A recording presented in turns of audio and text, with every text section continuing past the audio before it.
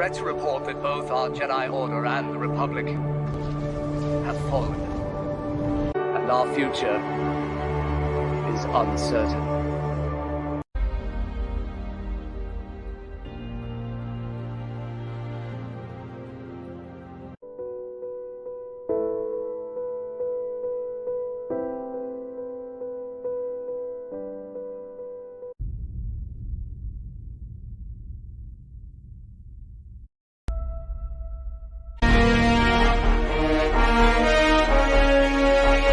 Honored if you would join us. You were my brother, Anakin. I loved you. Do or do not. There is no try. Watch your left! I can't shake him! I'm hit! I'm hit! Where's the reinforcements? Breaking my heart. You're going down a path I can't follow. Ahsoka. I won't leave you. Not this time.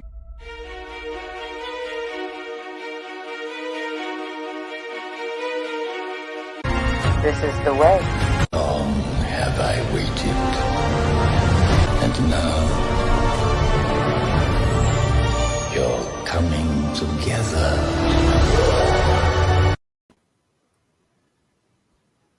Welcome, folks, with exploding new content, unlike somebody's home planet here, the Across the Galaxy podcast, right on the Intergalactic Sports and Entertainment Network. Trevor is sadly eliminated by Lord Vader today, so we will hold a funeral service for the Sith Lord later tonight, but we'll see if he's adopted or not.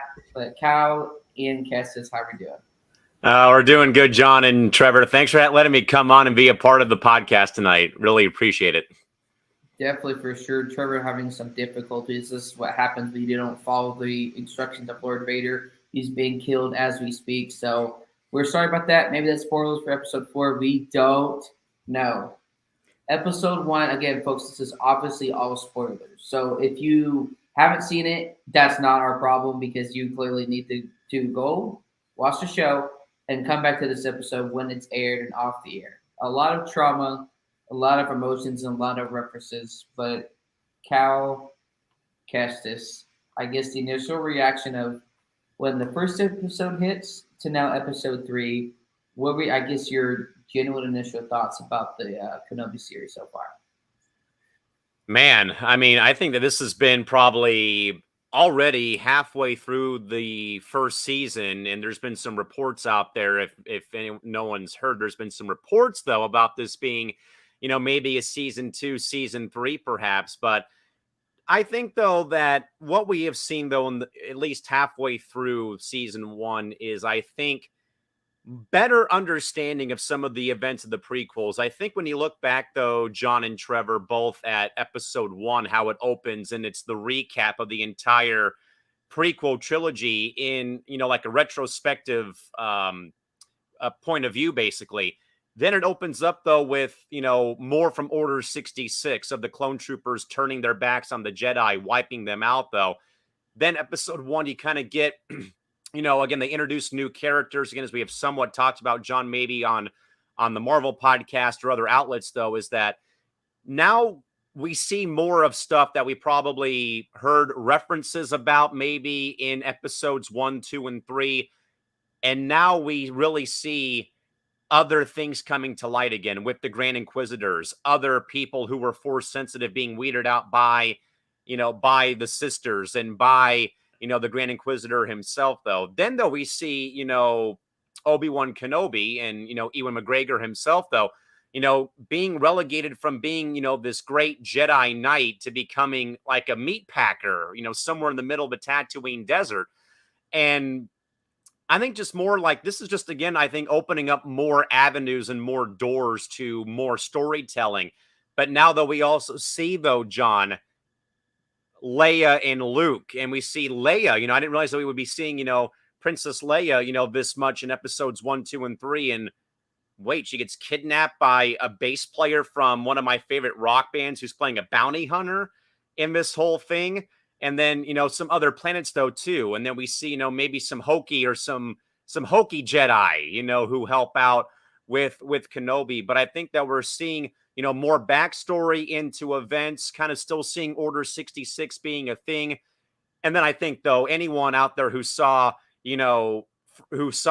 at the end of episode 2 the shot of Darth Vader, Hayden Christensen, in the chamber, and then his eyes open, and then the heavy breathing, like, oh my goodness. And then episode 3, John, I think that all three of us are still like traumatized because what we saw though with the duel between Kenobi and Vader, and then Lord Vader has the audacity to set this man on fire at the end of the 3rd episode, and seeing Vader's swordsmanship improving. But also, I think though the rampage that we saw between him and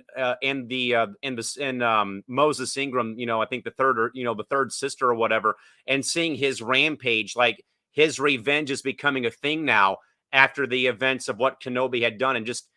Also, for one, hearing James Earl Jones back as the voice of Darth Vader, obviously, he's a living legend, a Star Wars icon and legend. But just the dialogue between him and Kenobi, everything going on though so far, John, has made this series very enjoyable because it's added more to the prequels. I think it's let people kind of get off the high horse about how bad the prequels were in regards to maybe the storytelling or the characters, and that now I think we have some more found respect, I think, for Hayden and Ewan and the entire cast and crew. But really, I think, though, in regards to advancing the story, this has been so phenomenal. And now I think, though, you're really seeing, though, how this really leads into the events maybe of Rogue One, or maybe even leading into episode 4 now of the actual trilogy. But now, though, John, now that we're halfway through, now, who knows what happens? But in regards, though, John, to kind of wrap my comments up, though, with how we have seen this thing play out, I am very sold on this series so far. It's been absolutely phenomenal seeing this series come to fruition here and right now. I knew I was going to be sold on Kenobi regardless. Like, everybody can have their own opinion on the prequels. I like them. Again, that's partly maybe because I grew up with that. That was my first version of Star Wars. I think this really shows we knew when we saw episode 4, whenever when you're 5, 10, 15, or 20, or 105, that Ben Kenobi, and now if I can call him Ben, and the show was really cool, is how boring his life was. You're just sitting there, you're cutting meat, you're saving something to the side for your pet, and you're not doing a single thing. And to be removed from the Jedi code, or not Jedi, but like not being trained in the Force for literally 10 years, he's afraid. And I think it's really authentic to show that if anybody's bored somehow, which I don't understand how, episode 1 or 2, it just shows you how his life was. That's all he had to do was watch Luke from a distance. And if Meat Pack doing the same 9 to 5 job every day, not even barely getting paid, as you saw one of the other characters, like, hey, this is barely even half. So I was like, he's not having the life that we, I guess, thought it was, and not as exciting. I mean, he's been there the whole time. He's been in this little, not cubby, this little shack for 10 to 11 years. He's living in a cave. He's living in a cave. He's living in the cave for the past 10 to 11 years, and it's really cool in the first episode where you see these flashbacks as he's falling asleep, I think towards the end of episode 1. Yeah, and the flashbacks to Mustafar, the flashbacks to Qui-Gon's death, like I said, though, but I think, though, John, that goes into my point I said, though, earlier, when you start the series, when you start watching episode 1, they recap the entire prequel trilogy because this is, again, 10 years after the events of episode 3. And that's what I think, though, has added like a layer to the story or to this entire series, is that they gave you the backstory before this even went to air.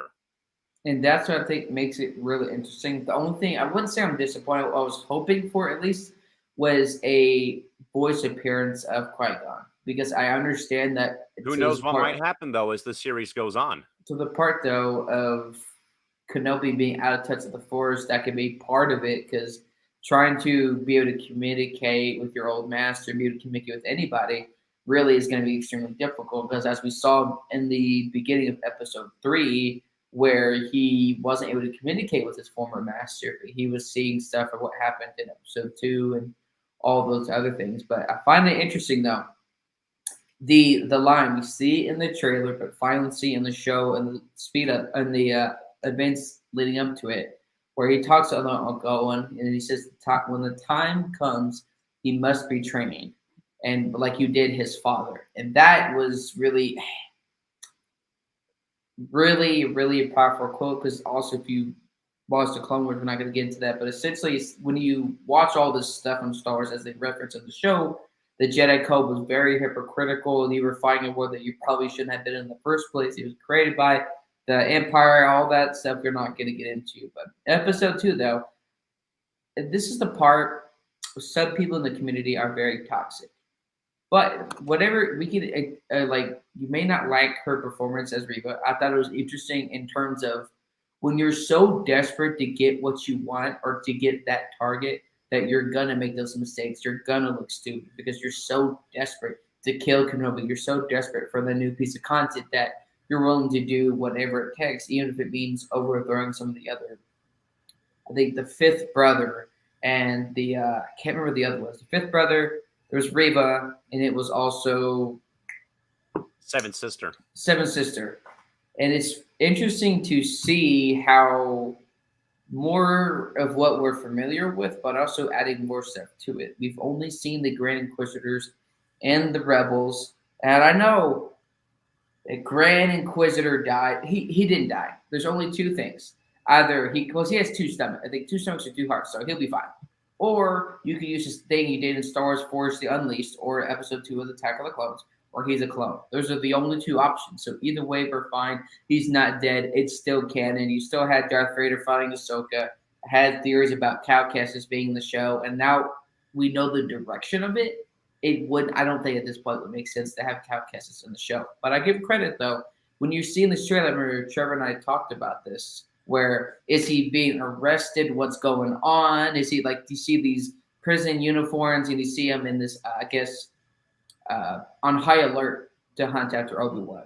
And as we find out, that wasn't the case at all. We were so desperate, she went against what the fifth brother said, and he was after Leia. I think she's done a really good job. I don't know the kid's name at all, but whoever the kid that played Leia, did a really good job because of how sassy and how the attitude, how Carrie Fisher played that part, to where this child is now playing that character. It's interesting. It hits a lot of hard notes. You see, I think episode 2, where she gets kind of annoyed she's a child, and then episode 3, where she asks, "All right, you basically you knew my mother. Are you my father?" And that's man, I think she finds out in episode 5 or 6 what Luke does, but other than that, she doesn't know. Episode 6. So in Return of the Jedi, so she thinks her father's what a father's supposed to be in the Star Wars universe. Well, she'll find out later that her mother died because of her father. But Obi-Wan hinting at his brother was really interesting. That Stormtrooper scene, though, that was he got Darth Mauled. He got Darth Mauled completely, 100%. I'm not surprised they showed Vader in episode 3 because I thought, hey, you fight Obi-Wan in episode 3 just like it did in the movies. It makes sense. But also, like I said, though, when he had this cliffhanger of seeing, Vader in the maintenance tub, and then you see his eyes open, you hear the breathing. It's well, now it's inevitable that he's going to appear in episode 3. We get to see what the books talked about after episode 3 a little bit, where how painful it was. You see those needles going into his body, going into his head with the helmet.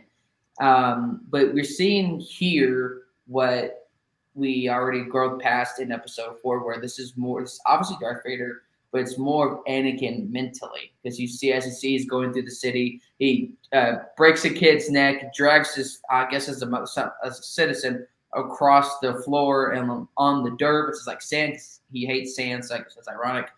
But he essentially is trying to get a reaction out of Kenobi. He's trying to strike that fear in him that he had in episode 3. So I thought that was really interesting. And it's weird, though, my last thought. Some people talk about how Kenobi, the fight was kind of It's been 10 years since he's used a lightsaber. It's been 10 years since he used the Force.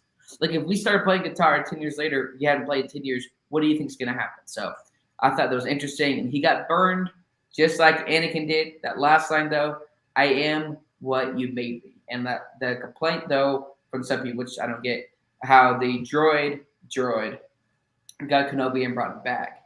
That to me was Darth Vader just in there. He wants that thrill of the hunt. He wants at any, even just increased by 1% of that fear that he saw in episode 3. Great. Episode 3 was great. It was all great. And most of the arguments done a really kind good of job. like in a way before we give it to Trevor, like comparing and contrasting, like, you know, the events of episode 3 in the trilogy, the prequels at least, and you have Anakin being burnt to a crisp. Now it almost makes sense why that almost here that this episode had, like, it kind of in a way like seeing Vader setting Kenobi on fire to me equals the actual Revenge of the Sith, seeing this come to fruition. Now, I don't know if anyone else out there feels that way, but it's kind of like putting 2 and 2 together over these past 5 minutes. Like, well, wait a second, you know, if Kenobi burns Skywalker in episode 3 of the trilogy, but now Vader burns Kenobi, does that mean that was the Revenge of the Sith we just saw this past Wednesday? Maybe that was partly a sequel to Revenge of the Sith. So that's very interesting. And the last point, somebody pointed out his scars on his head, I believe, were very similar to what it was in episode 6 when he finally took Vader's mask off. So that was. And if memory serves me correct, it looked like he didn't have any of his there was no mechanical arms or legs when he was in the tub. It was just his torso and what was left over, which may have been like a nod though to when he was sliced and diced on Mustafar too. Literally a burnt to a crisp, like burnt bacon or a burnt croissant from somebody, and they know you must smell like feet wrapped in leathery burnt bacon. It literally looked like some burnt as another person's burnt croissant. So that was interesting. Loved it so far. But Trevor, you're a Sith Lord. Obviously, you love what Darth Vader did. And the Order 66 scene, Reva was obviously one of those Jedi in training in that first episode. What are your thoughts as a Sith Lord or a viewer or a fan of Star Wars for the first 3 episodes so far? I feel like going back to like Order 66 and that scene, seeing the Padawans run away, I feel like they could also tease, if they want to build it, where they find Grogu in there and how Grogu gets moved. So they could also write that in, but they don't have to. So I think that's like a good start. See how Reva kind of switched sides, became more on the Inquisitor pathway. Did she have a choice where all her friends died and maybe Vader rescued her? So there's many different processes in that story that we don't see yet. And I understand we could get that story told in maybe in a second season if that gets greenlit, but there needs to be a way to see how she becomes an Inquisitor. I think that's another thing that we need to address at some point in this series, but I don't think we're going to see in the last 4. I don't think that's going to appear, but maybe I'm wrong. But then when Leia comes out back saying, you know, what's your name? And Obi-Wan says, oh, my name's Ben. And she's flat out saying, that's not a Jedi name. I'm like, wow. She just roasted him for a casual name, Ben. I'm like, that is some sass at its finest right there. That's Leia. And then you have, you know, going on to like episode 2 with world building and just exploring, having Leia being kidnapped, more of an action scene. So just like a lot of rise in action in the second episode. And then we reached the 3rd episode. I know you guys talked about it a lot, but the fire scene with Vader and Obi-Wan, solid. I would say probably the best TV show fight in a while. I understand it wasn't all flashy and all that stuff, but the background behind it, where it got to, I definitely say it's up there. I understand, you know, our R2-D2 fights versus the Gold Droid in the Clone Wars is probably up there in the top 5 fights of all time. We don't want Goldie. No. But, you know, looking at it all, solid first 3 episodes. It's, you know, it's been a thrill to watch. I think we all know how it's going to end. They're going to rescue Leia, but it's how they're going to rescue Leia. That's what I'm most intrigued. How they're going to do it, and if they can do it, because they could leave us on a cliffhanger and they don't rescue her. And that's how, you know, you tease the second season. But I feel like they're not going to do that. I think they're going to actually tie it to a nice bow. But it hasn't been confirmed, though, yet. So I heard this morning that it was. It hasn't. But why would you announce that? You basically kind of, not spoiled the end, but it's like, why? I mean, we don't know how we're going to get left off. With Sarge, I think I recall seeing something today that said that season 2 was already confirmed. Yeah, so it's like different things. And, you know, I know I went to Callan after episode 3 for it. My man, Freck, he was the casual Imperial guy, like saying, come hop in like my space pickup truck and I'll take you to the spaceport. Such a casual guy. The stormtroopers loved him. Be like, oh, you're making your rounds. Yep. Come on, hop in the back. I'll take you to the outpost. Such a casual fellow. And then also, Obi-Wan knocks him out. What? That is so rough. I mean, and also the fact, I forget who it was, but it was the lead guy from Scrubs, and then Ryan Ponce is it right though? I was gobsmacked when I saw Flea, and then I wrote to you guys after watching episode 2, like, wait a second, it's one of my favorite bands, and I think people know that Flea is somewhat of a movie star. I think people remember him more for playing Donnie in the Wild Thornberries many years ago on Nickelodeon, but seeing him as a bounty hunter in Star Wars, I laughed hysterically when I saw it. And anytime he popped up on screen, I was like, this is like the last thing I'd ever think Flea would be a part of if it's not involving music. And I agree with Ryan though. I mean, I think though that this goes to a point that John and I had talked about so many times though with Marvel, is like these films know how to pull in the big names. And I think it was Zach, I forget his last name, but it was the guy from Scrubs who was voicing Frecto in episode 3. And also Ryan also said that Flea was also in Back to the Future as well. And I think people even forget that as well. But certainly they find ways though to bring in all these big name people into the trilogies and into all the shows and stuff. I know we wanted to see like who rescued Grogu. That to me could have been something they could have just answered real quickly. With Mandalorian Season 3 coming out, but Trevor, we'll get back to you. Yeah, not much else to add about the first 2, because I know you guys covered a lot. There's just so much that this could lead us, and I just don't know what other story arcs we're gonna get. Maybe we could get like a background character that we didn't see in the prequels or in the Clone Wars that could be our next favorite character. So we got to see how this develops in the last, 3 episodes. I know next Wednesday for the 4th episode is going to be we're going to see Kenobi rebuilt, you can say. See how, trains, gets his agility back. Maybe, maybe not, but he's definitely going to be off-world and a back to tank. John, I know you don't want me to say, I'm going to say it anyway. We're gonna get a flashback while Obi-Wan's in the back to tank. We're gonna get that. Well, see, I don't mind them doing flashbacks like that because it's like about 20 to 30 seconds. My problem with Boba Fett was that it was like for 10, 15, 20 minutes. I was like half the episode. But I just thought, my brain thought about something. So what if, how in episode 3, Revenge of the Sith, where towards the end, Yoda's like, you could talk to your former master. What if when Kenobi's getting back to his ways of teaching in the Forest, you have Qui-Gon as a Force Ghost teaching him to get back into the Forest to face Vader in episode 4 or 5? Because who else is going to train him? He's on the run. Everybody knows where he is. So that, to me, I think, just an opinion, would be the best explanation. Who better to re-teach him than his former master? Mm-hmm. Yeah, I think one has to wonder, how this goes about because, obviously – there's no one left. He's the last one of them who's still on the run right now or is still, surviving and thriving somehow despite being in a cave and then having to cover himself up when he's in public. And I think, we saw what happened, though, with the young Jedi that he, interacted with in episode 1, though. And then we saw that he was, publicly, hung by the Inquisitors in the 2nd episode trying to fight back against them. And then, we also heard him kind of, scolding Obi-Wan. He said, what happened to the Jedi Knight that everyone, knew and loved? And he said, those days are over, as John said. But one does have to wonder what exactly can he do? Again, he's been away for 10 years. And, and I think we saw it firsthand, though, with him just trying to run away and hide. And, Vader followed him every which way possible.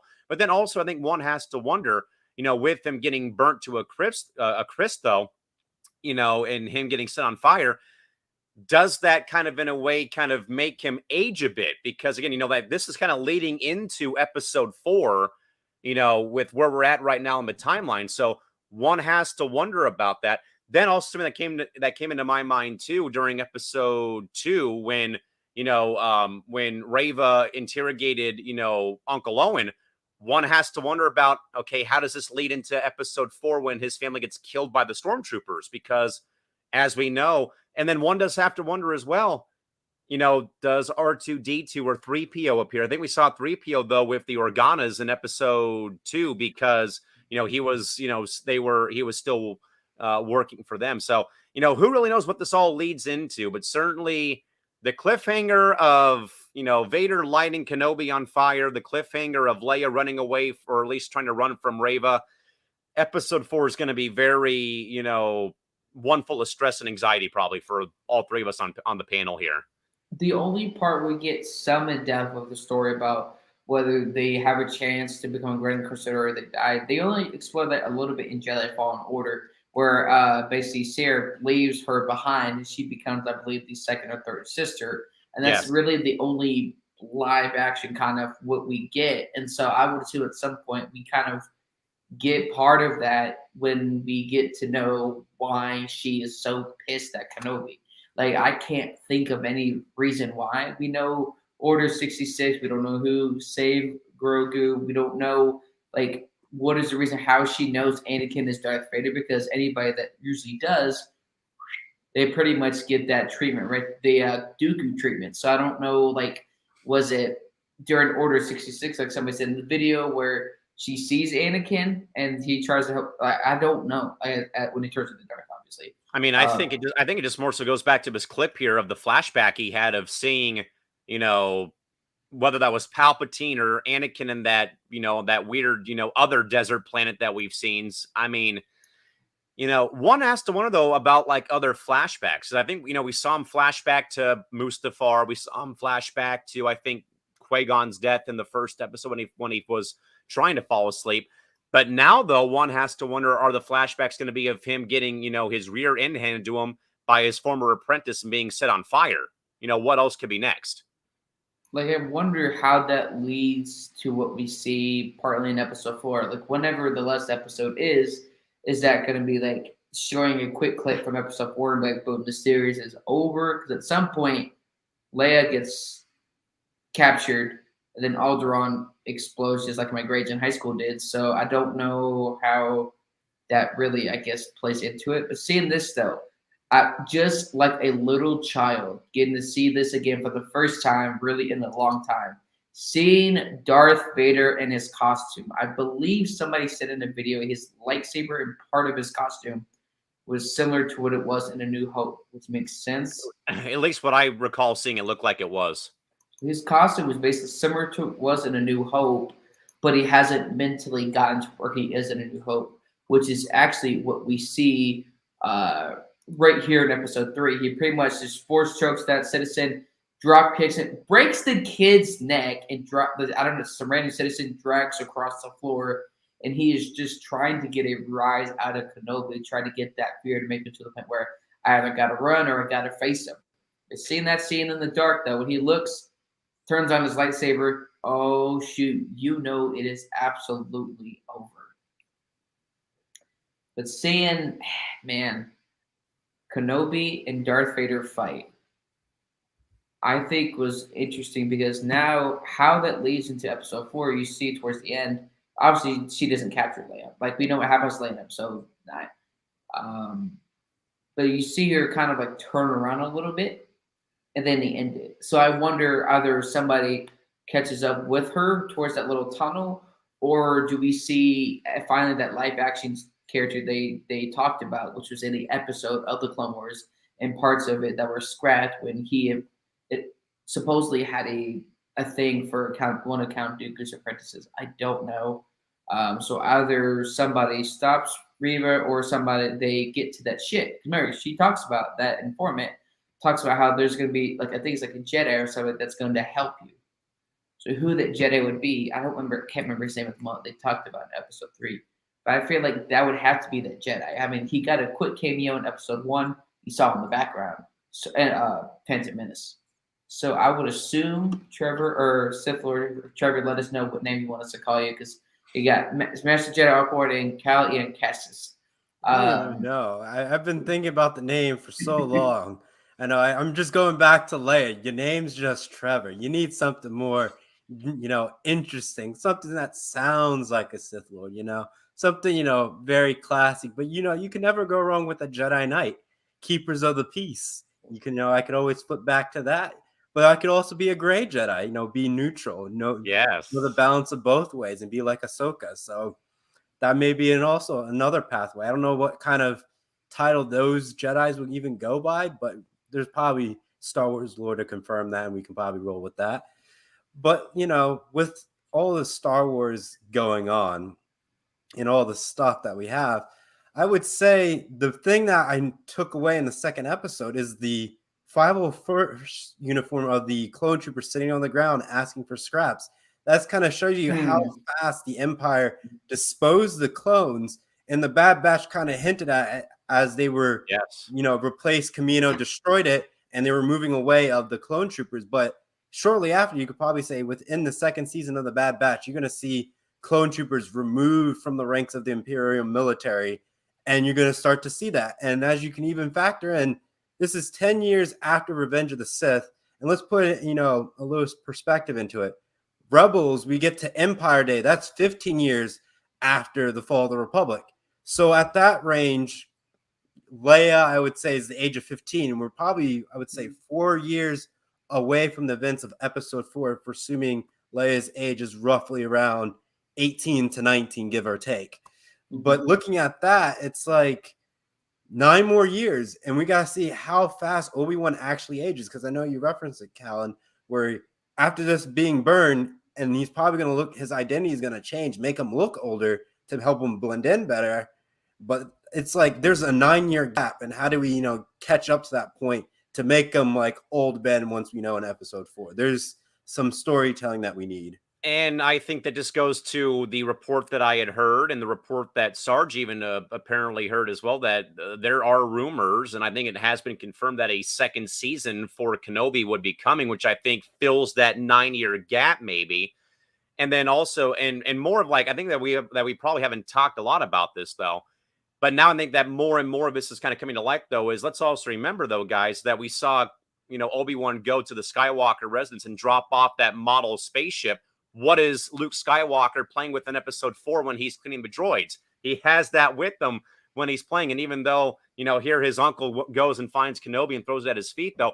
But also, though, one has to wonder, while it's all been about, them kidnapping Princess Leia, when are we going to see more about Luke? Because I know that we all know about episode 4, though, Uncle and Aunt get killed by the stormtroopers and stuff like that.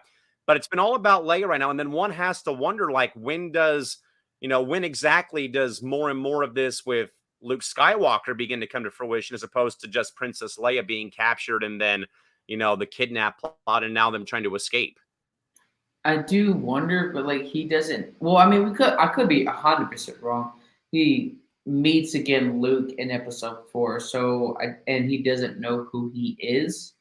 So I wonder if we see his couple scene with Uncle Owen and Luke and his mother and father through this season or next season, where they kind of explore, I guess, what his life was like. That he isn't in touch a little bit with the Force. Uncle Owen is trying to protect him, but yet he's not really that much into the Force. So I don't know how, I guess, that affects what he does or doesn't know. Like, how much little does he know? Because like Grogu, who obviously Yoda speaks to Yoda dies at 900 years old. Grogu has another 850 years, but Luke probably, let's say, 70 or 80 years old. So I don't know, like, if he's a little bit in the Force, like they tease in episode 1. This just says, "I didn't do it for you," and I wonder how, not necessarily weak, but what beginning part Luke is in the Force. But I mean, I think I know what he's referencing when he says, "I didn't do it for you," but more of like, obviously, his nephew, but still though, like, who else would he be saying that about other than Luke Skywalker or his own nephew? Like, I don't know. I mean, it's interesting to say the least, though. And I think that second episode kind of showed like the first time though that we almost saw the Skywalker family almost, killed because, about how close Reva had come to perhaps killing Uncle Owen. So the one thing I am getting annoyed with some of these episodes are too short. And I get they want to do a second season, increase the story, but it's like, I loved episode 1, 2, and 3, but like we only have like 3 episodes left. So like I don't know how this really ends off. I feel like if we had a 10 or 12 episode, like an hour long, then we could move on because we have Ahsoka coming up next year, and that's essentially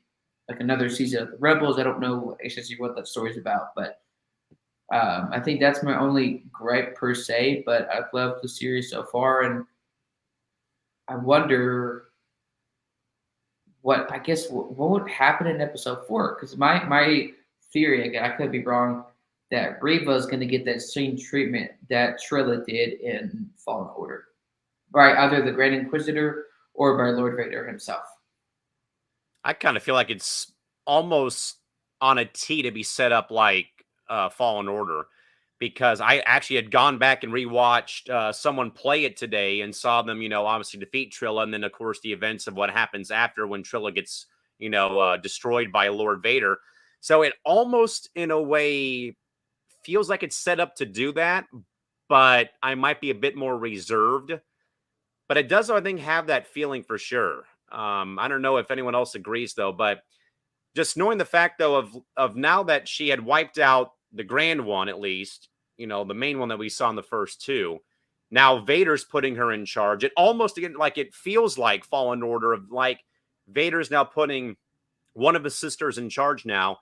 And if they fail, I think any Star Wars fan who's played the game knows what her fate is going to be. Again, it could be off base. That's just my personal thoughts, though. Her fate could be, Trevor, y'all could let me know. Her fate, I think she will die or get killed at some point, but that most likely, I think, would be in season 2 once they explain her story of, I guess, what it was as a Padawan, why she's so pissed at Obi-Wan Kenobi, why she wants to kill Kenobi, and somehow she knows that Anakin Skywalker is Darth Vader, because that's usually a pretty kept secret. So I'm not mad that she knows. I just want to know, like, how does she know Trevor, or Sith Lord's worldly name? How she knows that he is Anakin Skywalker.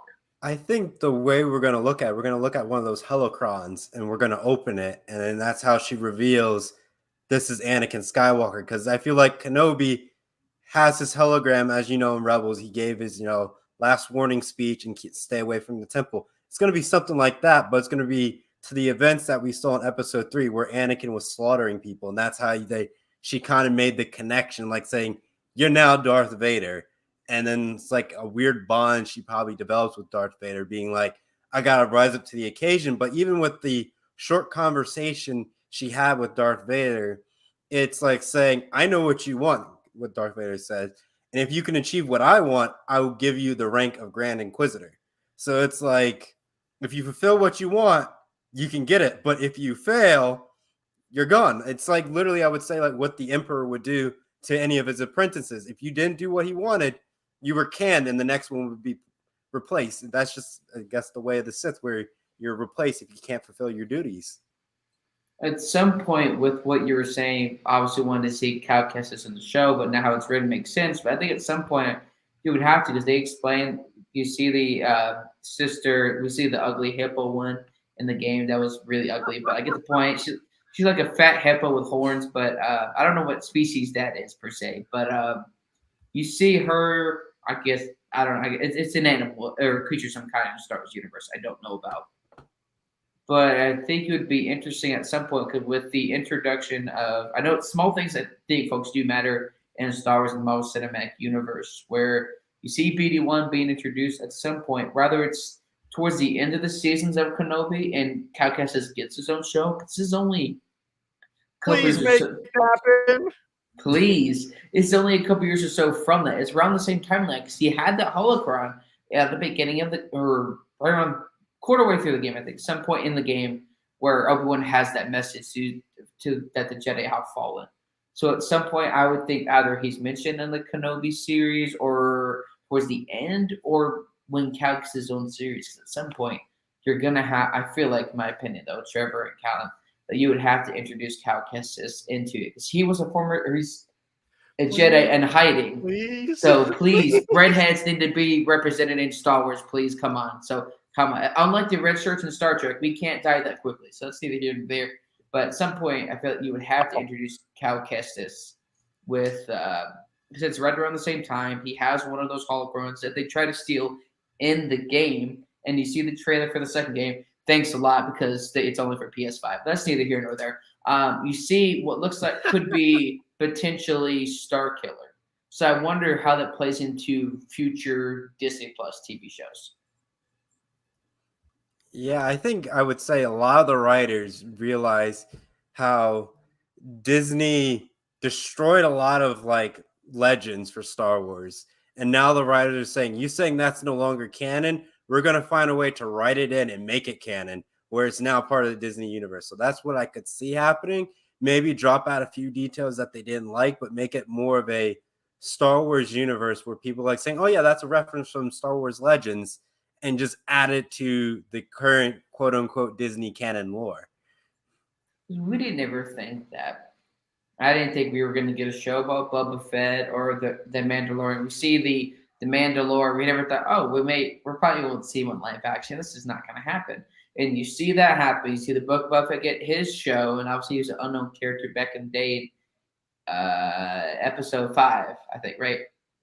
Episode 6, I think, right? Return of the Jedi. Episode 6 for the Return of Boba Fett.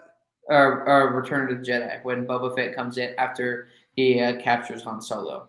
Yep, makes a comeback in episode 6. Yep, episode 6. Okay, so he gets his own show. So why wouldn't a character that is obviously popular but not as popular because he hasn't had a chance to get into the universe just yet? I feel like at some point you would have to explore that. And I'll say this: obviously Disney's not going to see this, but we need a Cal Kestis TV show and a Star Killer show, because you see in Force Unleashed, which kind of happens with part of, I guess, in Kenobi and the older movies, is how he's very protective of that child, and yet he was also willing to kill the other children in episode 3, and of course in this episode 3. So I wonder, at some point, I think that would be really interesting to explore.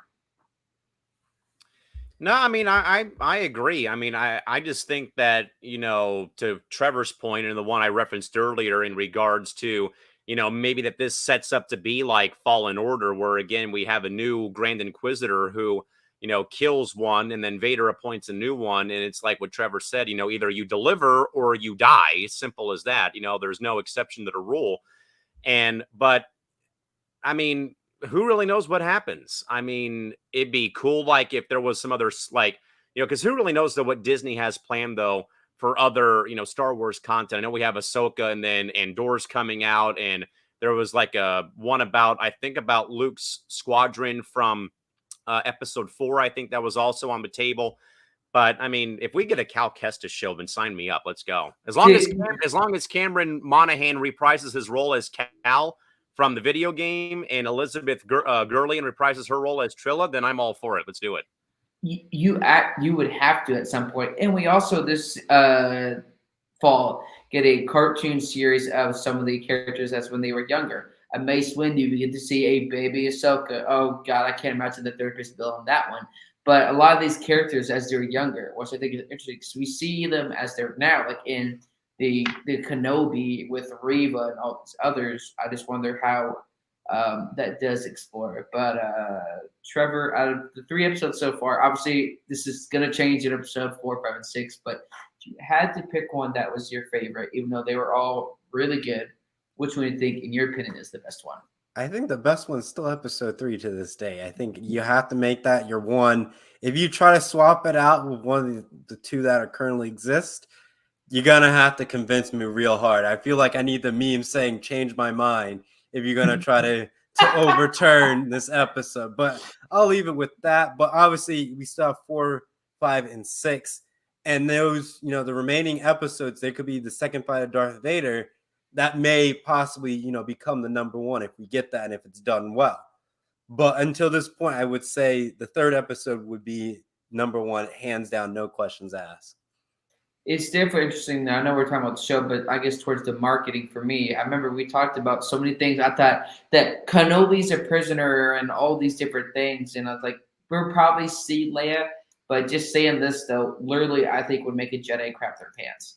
Seeing Darth Vader in his mask like that, and you get to see, which is really cool with the effects team, getting to see like the red lights behind, which is on his little tower on Mustafar where he got burnt, and the little windows are similar shaped to his mask, and in the books. He tried to bring Padme from the dead, and obviously she didn't recognize him. All that stuff that's, I think, canon. So I think that's super interesting to finally see that. We saw part of it in Rogue One. Thankfully, no dad jokes like in Rogue One, because I know some of us love those dad jokes here. Don't be choking on your aspirations. Sure. Oh my gosh! But it's really good to see James Earl Jones, and I don't know why people are surprised why it sounded that way. Yeah, I think it's like a audio visual company, because at this point, James Earl Jones, I think, is 90, 91 years old. So he tried to make him sound as much as he could. Make him sound as young. Make him sound as as young as you can. Exactly. Because of where both Kenobi and Skywalker / Vader are in their lives. I mean, look at it. I'm looking at James Earl Jones' age. He's going to have to sound like that because what is his age? Let me look it up. James Earl Jones is, he's 9. He just turned 91 in January. So you would have to somehow make him sound like maybe like a 21, 31-year-old kid or a 31-year-old person, maybe? He was 46 when the first one, 46 and a half when the first one came out. So basically like in his mid-40s. Okay. That's fair. Which is part of it, I think, with Anakin's voice. But it's so good to see them together again. But I'll ask you, since you're one of the 2 Jedi here on the panel, or maybe Trevor will return back to the light side. We'll see if we can convince him. Out of all 3 episodes, I figured I know your answer. You can give your thoughts. Out of all the episodes, which one would you pick in? Is there a specific scene that, obviously out of a time, that really stood out to you? No, I mean, I'm with Trevor. I'm going to go with episode 3 just because, like, the long-awaited battle to see Kenobi and Vader part 2 before the actual one of the original trilogy, and seeing, how Kenobi's just trying to run, like, yes, I know I screwed up. I'm sorry. For God's sakes, man, leave me alone. And Vader, with all of his pent-up frustration and wanting that revenge, as we talked about earlier, that the fact that this is, 10 years after Revenge of a Sith, though, and like I said, though, earlier, kind of comparing the apples to oranges, though, here, Kenobi, chops off Skywalker's limbs, sets him on fire. Now here we have Vader brutally ambushing Kenobi and setting him on fire. That right there, to me, was the Revenge of a Sith right there from episode 3. But I go with 3, though, because I feel like, though, and maybe more that this series, I think more so, I think this has not been talked about yet, kind of surprisingly, this series more so to me already has more action than I feel like what we had in Boba Fett by leaps and bounds of the imagination, because, you're getting, and maybe it's because it's a very quick, 6-episode first season, but like they get to the point right away. Like I said about episode 1, again, the whole recap of the prequels before you start the show. Then you get into the actual episode, and then you see Kenobi 10 years later, down and out for the count, working at this, meat farm in the middle of the Tatooine desert, trying to just, make ends meet right now. But then you have the Inquisitors coming and landing like, oh, there's a Jedi here. Like, okay, you've already kind of set, you've already set the table. Like, we know there's a Jedi living on this planet, weed them out for us, please, because Order 66 is still a thing, though. Then you kind of see, her backstory in a way. And then the Inquisitors with episode 1, though. Then seeing that there's one of them left, though, and then he goes and hunts down and finds Kenobi. Hey, what happened to you, old man? You were once, this great, hero, and now all of a sudden you've become a hermit, basically. Then, though, you add the layer, though, of seeing Luke and Leia both at age 10, so they're already 10 years old from, in the series, though. But seeing, though, like how Luke is like his father, very adventurous. And what we saw, though, with Kenobi watching from afar, though. Then, though, Leia being like a spit image of her mom in a way, but how Carrie Fisher played her in episodes 4, 5, and 6, though, of the original trilogy, and how she's so, stubborn and headstrong and ambitious and adventurous. And then, here, though, and then we also see, though, her cousin saying, "You're not a real Organa, who the hell are you?" basically. And then her parents scolding her and stuff. And then, like I said, though, to Ryan's point, though, you see Flea from the Red Hot Chili Peppers in this show as a bounty hunter. Like, this is right down my alley, seeing him in it. Then episode 2, I thought was good, though. But you see, them going to, like a new planet though, which reminded me of like downtown Tokyo. Like in a way reminded me of when Natasha went and found Hawkeye in Endgame, like this very like retro era, like Chinatown or what have you, and stuff like that. Then they find their way out, but then they get tracked though, and then Kenobi eludes that way. But I still go with episode 3 because like it finally, based off the episode 2 cliffhanger of seeing, Skywalker being in the tub, and then his eyes open up, you hear the breathing, and then you see, Vader go and try to get his revenge, and again, lighting that man on fire on top of, killing the townsfolk, like still in a way though, kind of going back to the habits he had before he faced Kenobi in episode 3 of the prequel trilogy. Now though, here you see him, killing the townsfolk, holding people hostage. But then when he does in fact find Kenobi, and Kenobi's just trying to, run and hide though, and then they finally engage in the duel, and then Vader lights him on fire, like as a way though, like that was the revenge of the Sith right there for sure. 3 out of 3. Obviously, it's episode 3. That's not a shocker for a lot of us that are huge fans of Darth Vader and all of those series and shows. But we're getting, I guess, towards the 1 hour mark here. We love the show. We didn't stop after 10 minutes in the first episode, but that's neither here nor there. Trevor, before we go, and towards the 1 hour mark, do you have any final thoughts for tonight's program?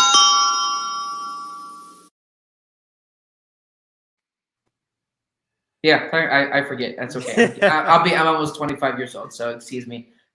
Trevor, do you have any final? Let's go, Allcorn. Okay, well, I have one over here, so excuse me. Your final thoughts on the first 3 episodes of the show, and what do you also look forward towards episode 4 into the rest of the season, not the series? I would say, looking at like my final thoughts, I would say the biggest thing when they were on the Frex pickup truck, I'm going to say it, I'm going to call it the space pickup truck, and the stormtroopers ask, what's his name and all that stuff, and they had their made up names. And when Obi-Wan slipped out Leia, before any of the lines were said or anything, I'm like saying, oh, that was just reminds her of like her mother. And I'm like saying, yes, say it. And literally Obi-Wan said, I'm like, yo, I called this line before they even said it. I was like, same look, same attitude. Mother doesn't exist. He sold it. And I'm like, I would say the exact same thing. I felt like it was well written in that exact moment in time. I thought their cover was going to be blown, and like everything was just going to stop dead in the tracks. But somehow they saved it, and we progressed through the story. I'm like, wow, this is fantastic. And then looking at how the series I will go and probably continue to others and branching off, I think we're going to get to the point where we go back to the Inquisitor's base. We're going to rescue Leia. And I feel like Darth Vader is going to make another appearance, but he's not going to be able to challenge Obi-Wan again. And that's kind of how it's going to prelude into the second season, where they're going to have maybe another grand fight. Maybe Obi-Wan improves his skills a little bit, get back in the ways of the Force, and I maybe, kind of be that telltale sign of, of A New Hope, where they get that, fight again, and Darth Vader says, I am now the master. So I feel like there's probably another fight that we don't know of, and we were all thinking in episode 3 that was a fight, but maybe there is another one in the second season that we don't know much about.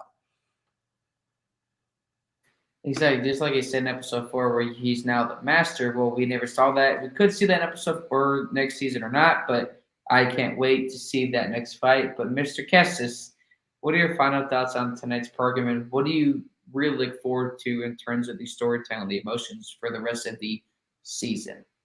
In wake of Boba Fett, I'm glad the series has come out, though, because, I've been hooked ever since that the first episode came out, though.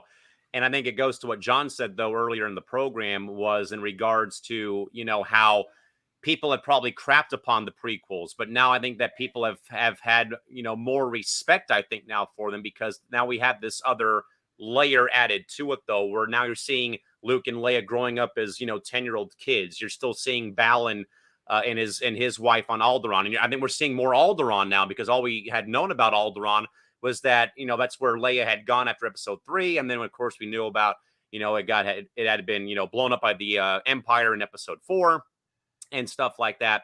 But like, it's given new life, I think, to the prequels. I think that the cast has been phenomenal again. Flea's one thing. Zach from Scrubs was, playing Trevor's guy Freck is one thing. But, obviously seeing, Ewan after all these years, Hayden being back playing Darth Vader.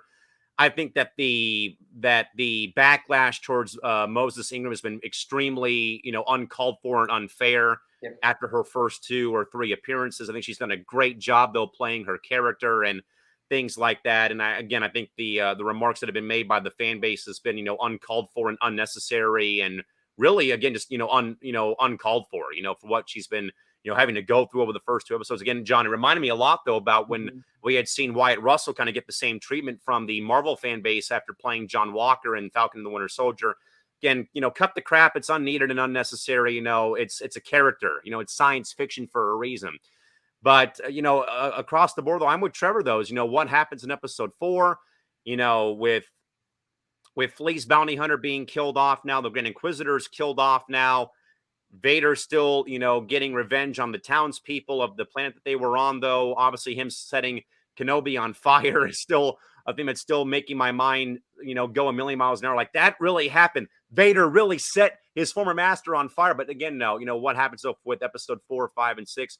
And for that matter, episode or season 2, because I think that Trevor, you and I both agree, though, is that if there's a 9-year gap still between, the events of what we're seeing now and then leading into maybe that second season is, one has to see Kenobi really age and get more and more old as time goes on. And I think we have to kind of see the kids kind of get older before they get to the age, though, where we see them, when Mark and Carrie played them in episode 4 of the original trilogy, though.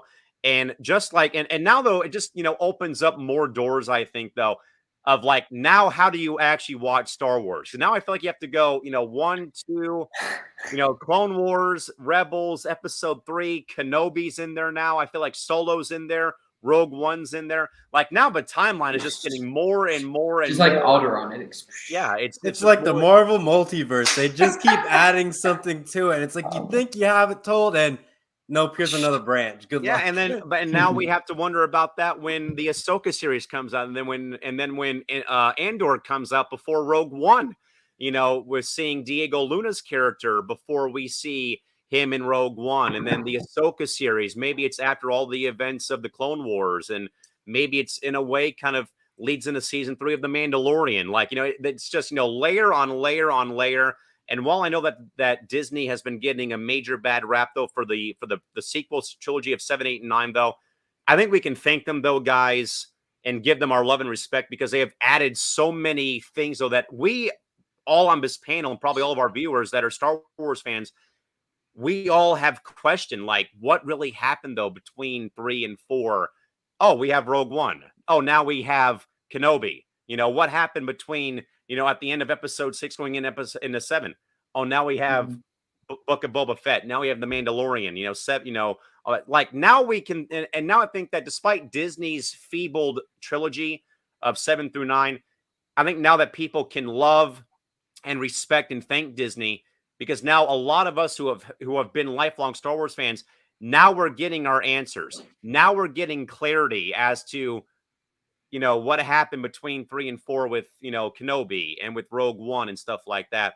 And I think my other final thoughts is, again, thanks to everyone for watching. Thanks to Ryan and Tim for chiming in. And also a big thank you, though, as well to Derek and Justin, Lance and Steven, Espen, Victoria, and Ryan for also giving us likes on Facebook.